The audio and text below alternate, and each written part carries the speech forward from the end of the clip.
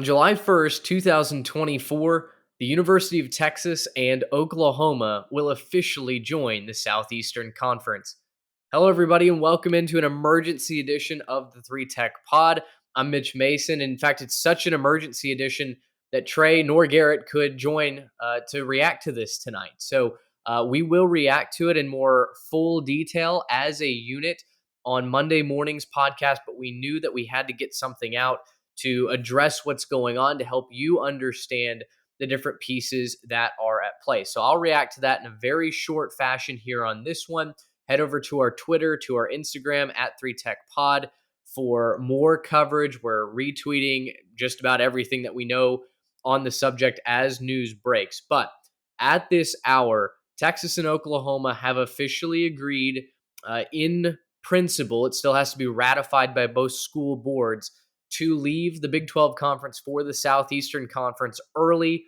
July 1st, 2024 will be the first official date they join the conference. Originally, the agreement was scheduled for July 1st, 2025. So what did Texas and OU have to do to leave the conference early? Well, they will be paying collectively $100 million to the Big 12. Some of that money will go to Fox and the broadcasting network to offset the loss of their games, the rights to those games. Fox does not have rights to the SEC games as it currently stands. But Texas and OU are seemingly very confident in their ability to pay that. Initially, Texas was rumored to have the cash ready to pony up when they had to pay $84 million each. I guess this was last summer when this news first broke.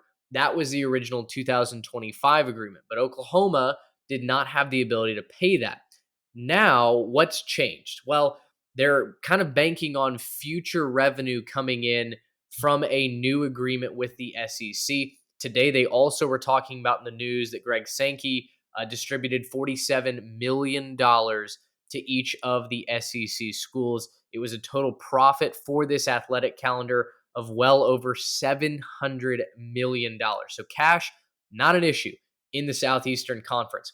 On the Big 12 side, why does this make sense for them? Why on earth would they let their two flagship programs leave a year early? Well, one, they're going to collect a heavy sum of money. Number two, Texas and OU, their hearts are in the SEC already. They don't necessarily even want to be here. And so for the Big 12, this presents a chance for them to get a clean start, to move on quicker from Texas and OU and start really redefining the conference as something else other than just the place where Texas and Oklahoma play football. In fact, Brett Yormark today said exactly that it accelerates the process with which they get to establish their new conference. Remember, Houston, Cincinnati, UCF, and BYU all joining the Big 12 this upcoming year. So the conference has its backup plan in place, its expansion plan in place. If you're a fan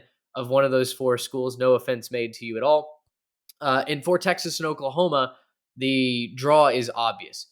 They're getting $47 million each as current members of the Southeastern Conference, as media rights deals continue to expand, as the value of the sport continues to expand.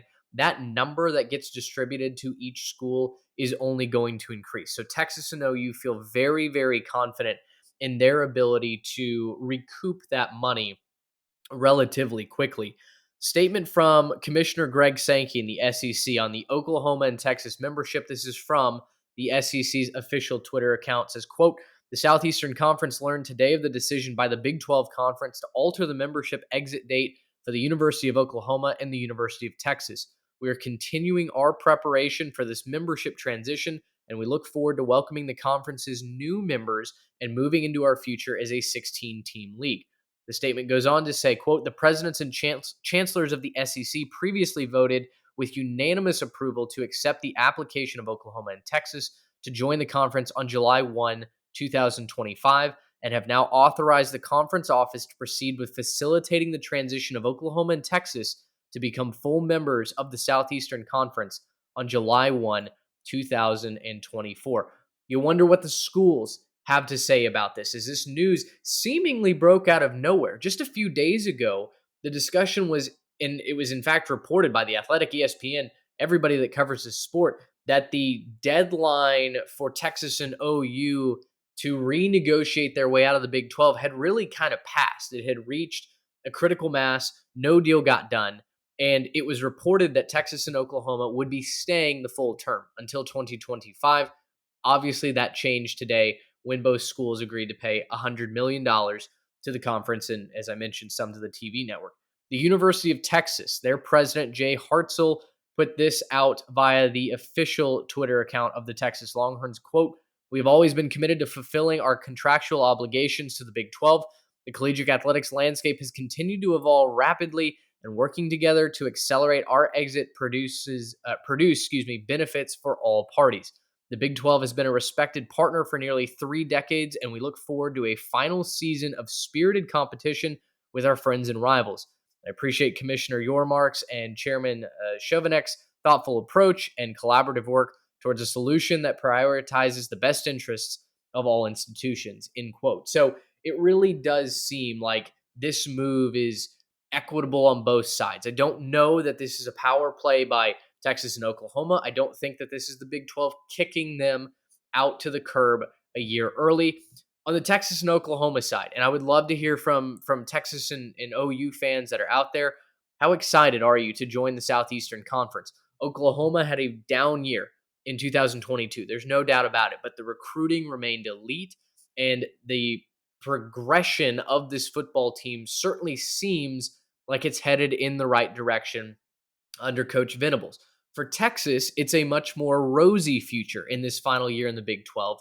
In fact, you've got a lot of people projecting Texas to win the Big 12, and we're stuck here in February, right? 6 full months basically before we kick off or have any meaningful football played.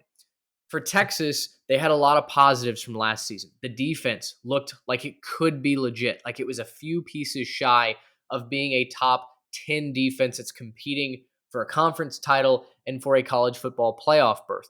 The offense at times was elite. Now, the big question for Texas is going to be, what kind of noise can they make this final year in the Big 12 as they look to find their quarterback of the future? Is it Quinn Ewers? It probably should be, but you've got Arch Manning on campus now.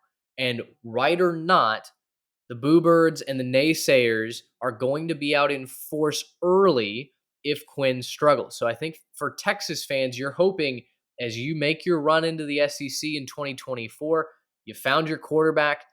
Hopefully it's Quinn Ewers, with Arch being able to develop for a couple of years before taking over the reins. And on defense, you hope you're able to hold up in the trenches. That was one big piece that was missing from the Texas Longhorns over the last several years, was their ability to contend in the trenches. They were getting pushed around in the Big 12. That was not necessarily known for the best offensive and defensive line units.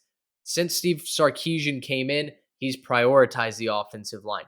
Top recruiting classes the last 2 years under Sark. This year, they finished at number 3. They got many of the top offensive and defensive line prospects over these last 2 years in the state of Texas. Really, Texas and Texas A&M dominated the trench warfare as far as recruiting goes in the state.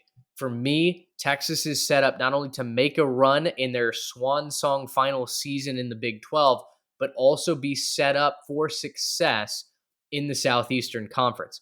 Now, the final detail that I'll cover here in this, before we move on to more full coverage, again, on Twitter, Instagram, and in our Monday morning pod, what does a 16-team league look like in the Southeastern Conference? So far, there has not been a final proposed schedule or pod system or divisional ranking from the conference. They've bandied about all those ideas I just named, but there hasn't been a final decision. To me, the SEC now is put on the hot seat, a little bit on their back foot. As you heard from Commissioner Sankey, they didn't necessarily know that Texas and OU were going to be let out early by the Big 12. Now, I say that basically in air quotes because, of course, the SEC was going to be aware of what was developing in the Big 12 office. But it wasn't their call to say, okay, we're going to do X to bring Texas and Oklahoma over. So their decision-making process is now expedited by a full season. They've got to have a system in place ready to go by the fall of 2024 to accommodate the first 16-team league in modern college football history. Does that mean we're getting rid of divisions? Does that mean we're going to a pod system with a couple of permanent opponents and a rotational system? We'll have to see. I'm very excited to see where Texas and Oklahoma land in that scheduling system because, as we talked about in this past offseason, the offseason leading up to the 2022 season, there's no perfect fit, right? Both of these teams have regional rivals that you would like to see them listed as permanent rivals. The math doesn't add up, though. You're not going to be able to bring two new teams in, keep certain regional rivalries already in the SEC on a permanent basis, and make everybody happy. So I'm curious to see what Greg Sankey and company do to accommodate that. But at the end of the day, I think they're going to find something that will make enough people happy to where when we kick off in 2024, we've got a system in place that makes enough people happy from a rivalry perspective. You're going to have to bring back Texas A&M. That will and should be a permanent rivalry. Will they play that as a season opener? Will they play that as kind of the season finale game? So many details, so many questions to get straightened out, to get under our belts, and we've got a lot of time to do that. Glad that you joined me for this emergency edition of the 3 Tech Pod. Again, keep it locked here if you're watching us on YouTube. Drop us a subscribe. That really helps us. Like the video. That helps us grow. We're entering hyper growth mode right now. The channel is growing like crazy. We'd love to have you be a part of it. Subscribe to the podcast on Apple, on Spotify, wherever you get your podcasts. We're on all major platforms. And leave a like, leave a rating. Let us know how we did. Texas and Oklahoma to the SEC a year earlier than we all expected. Thanks so much for listening. Until next time, so long, everybody. Gracious, how about that?